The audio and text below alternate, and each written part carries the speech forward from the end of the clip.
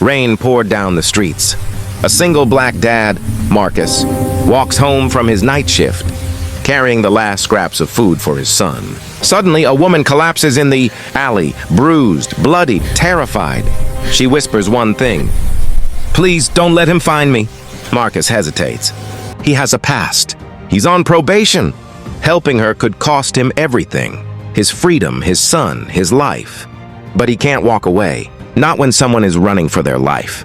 That one knock at his door will pull him into a world of secrets, danger, and a billionaire's deadly obsession. And what happens next will change his family forever. Rain poured over the empty street like someone had turned the whole sky into a leaking roof. The storm hit fast, shaking windows, slapping metal signs and flooding the gutters. Marcus Reed pulled the hood of his dark jacket tighter as he walked home from his night shift at the auto shop. His boots splashed through shallow puddles, and in his hand he carried a plastic container with leftover dinner. It was not for him. It was for his little boy waiting at home. Marcus was tired. Not the kind of tired sleep could fix, but the kind that came from years of starting over and hiding. Parts of himself no one was allowed to see. Every night he walked this same route, past the shuttered corner store, past the broken traffic light that never got repaired, and into the narrow alley that cut behind the old apartment buildings. It saved him 10 minutes. On most nights, the shortcut was harmless. Tonight was different. Halfway through the alley, he heard footsteps. Not calm steps, not someone running to escape the rain. They were frantic and uneven, like the feet of someone trying to outrun panic. Marcus stopped. The container of food swung lightly in his hand. He looked over his shoulder. The storm made it hard to hear, but the footsteps grew louder. A figure appeared at the far end of the alley, stumbling in the darkness. The lightning lit up the walls for a second, and in that flash he saw her. A woman, soaked from head to toe, clothes ripped at the shoulder and knee, and no shoes on her feet. She clutched something tight against her chest. A blanket, a baby blanket, but there was no baby in it.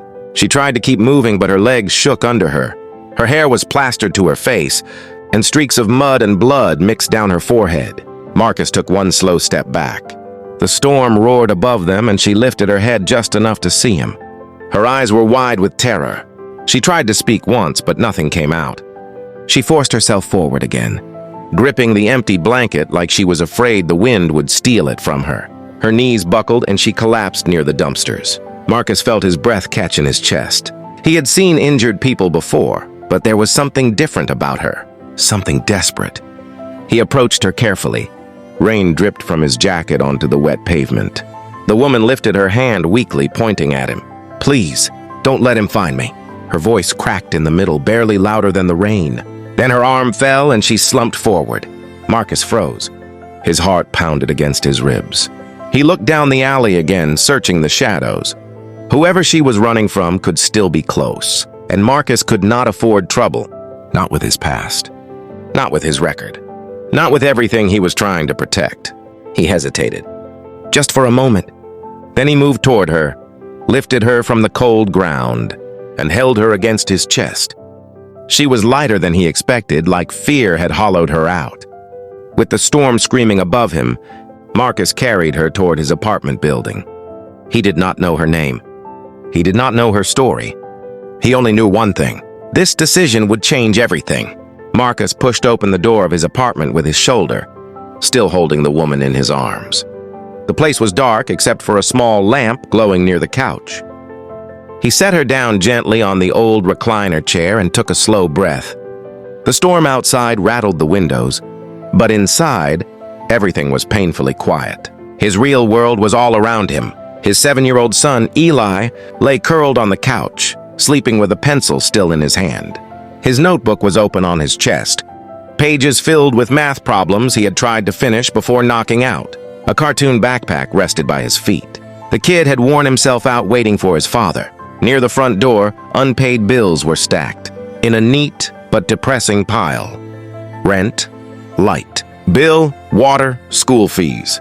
Marcus kept them organized so he would not forget, but each envelope felt like a reminder that he was always one step behind on life. He walked to the small kitchen area and opened a drawer beneath the sink. Inside was a toolbox. He pulled it out and opened the lid just enough to see the papers inside. court documents, probation requirements, a copy of his release form. He stared at the papers for a long second, then shut the lid fast and pushed the box back. Next to the television stood a framed photo. The glass was cracked in the corner, but he never replaced it. The picture showed a woman with a bright smile, standing beside Marcus with her arm around him. Her name was Lena, his wife, gone for almost 3 years now. The photo was the only thing he had left that still made the apartment feel like home. Marcus looked back at the woman he had carried inside. She was still unconscious, breathing unevenly, clutching the empty baby blanket. He felt a tight pull in his chest. Helping her was risky. It could cost him everything he had rebuilt. If anyone found out he was hiding a stranger, especially one running from danger, he could be accused of violating probation. The system did not give second chances twice. He leaned against the wall and let out a slow breath. Somebody once took a risk on him. Gave him a chance when no one else would. He looked at Eli, then at the woman. I can't walk away. Not this time. He picked up a towel, knelt beside her and began cleaning the rainwater from her face. Whatever this was, it had already begun. The apartment stayed quiet for almost an hour.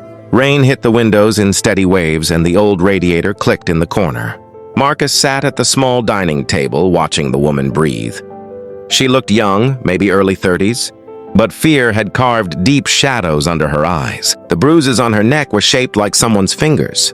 Her ribs rose unevenly as if every breath hurt. Marcus stood up to check on Eli again. The boy was still asleep, curled like a cat under a thin blanket. Marcus pulled it up to his shoulders and brushed a hand over his hair. Then he turned back toward the woman. She moved. First, her fingers twitched. Then her eyes snapped open, wild and unfocused. Before Marcus could speak, she jolted upright with a sudden scream that ripped through the small apartment. She grabbed the sides of the chair like she was drowning and gasped for air. Marcus held his hands up. It's okay. You are safe. You are inside my home. But she did not hear him. Her eyes darted around the room, scanning corners, shadows, the door, the window. Her breath shook in fast bursts. She pressed her arms over her ribs, wincing from the pain. Please don't hurt me, she cried. Marcus stepped back. I am not here to hurt you. The woman blinked hard, trying to focus. Her breath slowed just enough for her to look at him. And then she whispered, My name is Clara. Her voice sounded like it had been scraped raw. Marcus nodded. Clara, you are safe here. She lifted a trembling hand to her neck and touched the bruises. The moment her fingers brushed the marks, she flinched. Her whole body recoiled like she expected another attack at any second. Clara looked around again. Suddenly, her eyes locked onto the couch where Eli slept. Her body froze. Her face twisted with panic. She pushed herself back into the chair until her spine hit the cushion. Please, don't let him near my daughter. Please don't let him touch her, please. Marcus frowned. He looked again at the blanket she had carried. It was still folded on her lap. Empty. Clara, where is your daughter? Clara pressed the blanket to her chest, gripping it like she was holding a baby that was not there. Her voice cracked. They took her. He took her. He said I would never see her again. Marcus felt a cold weight settle in his chest. The fear in her eyes was real, the kind of fear people did not fake. He crouched down in front of her. Who took her? Clara looked toward the window, as if expecting someone to appear out of the storm at any moment. He did, and he is coming. Morning came slow, with gray light leaking through the thin curtains. The storm had moved on, but the air in the apartment felt heavier than the rain from the night before. Clara sat on the recliner wrapped in a blanket Marcus found in the closet. She looked exhausted, her hands shaking as she held a cup of warm tea. Marcus had just checked on Eli, who was still asleep. When he opened the front door to toss out the trash, he almost bumped into someone. Miss Harriet. She lived 2 doors down. A sharp, older, black woman with eyes that saw everything and a personality that did not miss much. She stood there in her robe, arms crossed, slippers tapping the hallway floor. Marcus, you are up early, she said. Morning. Just taking this out, he replied, trying to step around her. But Harriet leaned a little to the side, peeking into the apartment. Her eyes narrowed the moment she spotted Clara in the living room. Clara looked up instinctively, and the 2 women made brief eye contact. Harriet froze. For a second, her expression cracked. Surprise, then concern. Then something colder, something calculating. "Is she all right?" Harriet asked. "Just someone who needed help," Marcus said quickly. Harriet studied Clara from the hallway. Clara lowered her eyes, gripping her blanket tighter. The bruises on her neck were still visible. The empty baby blanket rested at her side. Harriet took a slow breath. "Well, you have a soft heart." Marcus Reed, "Just be careful who you bring into your home." Before he could respond, she turned and walked away, her steps quiet but fast. Marcus watched her go, uneasy for reasons he could not explain. Inside, Clara whispered, "Who was that?" "Just a neighbor," Marcus said. "She will not bother us." But when Harriet reached the end of the hallway, she stopped and looked around. The building was silent. She slipped into the stairwell, pulled out her phone, and dialed a number she knew by memory. When the line clicked, her voice dropped to a whisper. "She is here. The woman from the alerts. Tell them I found her." She paused, listening. Her hand trembled slightly, though she tried to hide it. "Yes, I am sure. The bruises. The blanket. It is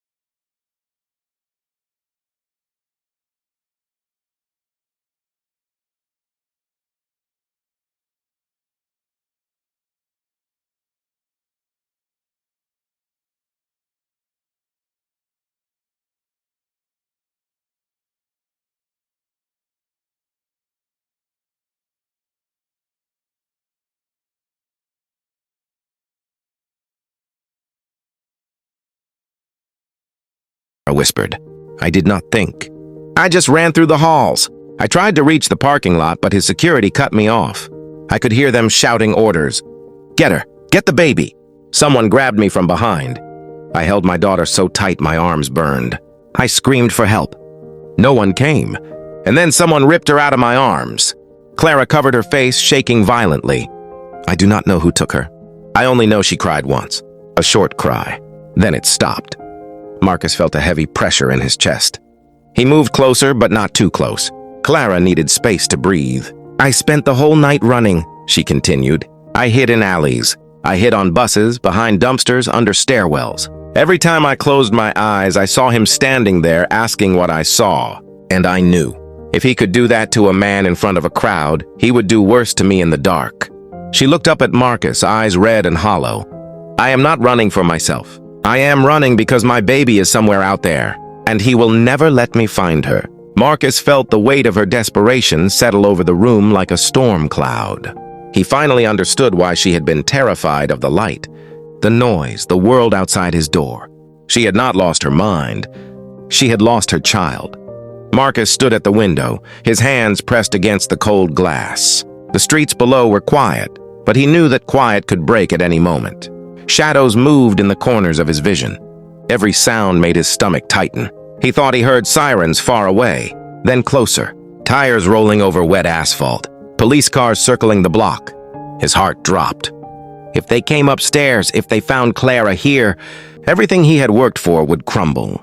He thought of Eli sleeping in the other room. His small son, safe in this fragile bubble of an apartment, completely unaware of the danger looming outside. Marcus felt sweat prick his forehead. If they catch me hiding her, his mind ran the possibilities like a chain reaction. He loses Eli. He violates probation. He goes back to prison. All the time he had spent rebuilding a life after Lena's death. All the nights he had stayed awake worrying about bills. About keeping Eli fed and clothed. About keeping himself from falling apart. It could all end in one knock on the door. He turned slowly to Clara. She sat on the couch, eyes wide, trembling, holding the empty baby blanket like it could protect her. Please, please don't give me back. He will kill me. And my baby. Her voice cracked and shook through the small room. Marcus felt it pierce him straight through. He remembered Lena, his wife, lying in the hospital bed years ago, her hand reaching for his, the life they had lost together. He had promised himself he would protect Eli no matter what. Now that promise had grown heavy.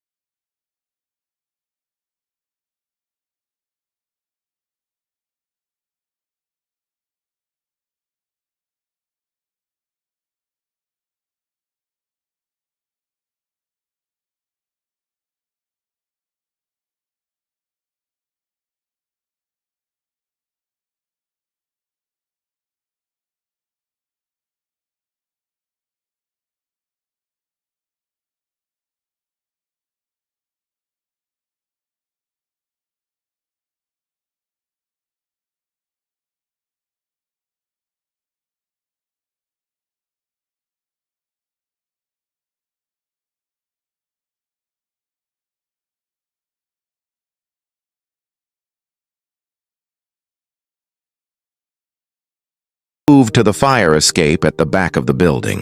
The rain from last night had left the metal slick and cold, but there was no time to think about that. Every second counted. From the hallway behind them, shouts erupted. Footsteps pounded against the wooden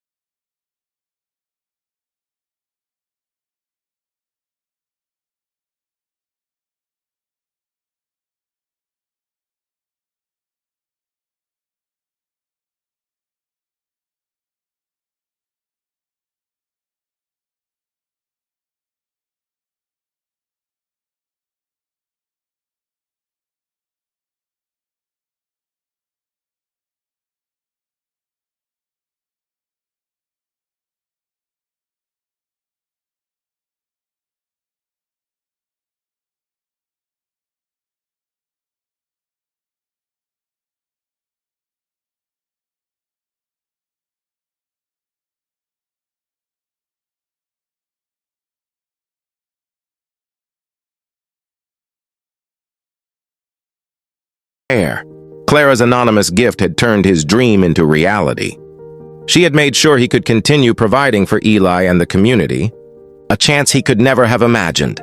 Marcus stood in front of the shop, taking in the smell of new paint and fresh asphalt. His hands rested on Eli's shoulders. "Sometimes helping a stranger brings back everything life took from you," he whispered. Eli looked up at him, smiling. "Dad, can we fix the red truck first?" he asked. Marcus laughed, a sound full of relief and hope. "Yes, we can," he said. And together, they stepped inside the shop, ready to start a new chapter. The camera would linger on the glowing sign outside, the warm lights reflecting on the pavement. Reed Family Auto and Repair, a place of second chances, of courage, of new beginnings. Marcus knew there would be challenges ahead. Life always had them. But for the first time in years, he felt safe. He felt proud. And he felt alive. The screen faded to black, leaving the sign glowing, a symbol of everything risk, courage, and kindness could create. The story had ended. But the hope it left behind would shine for years to come.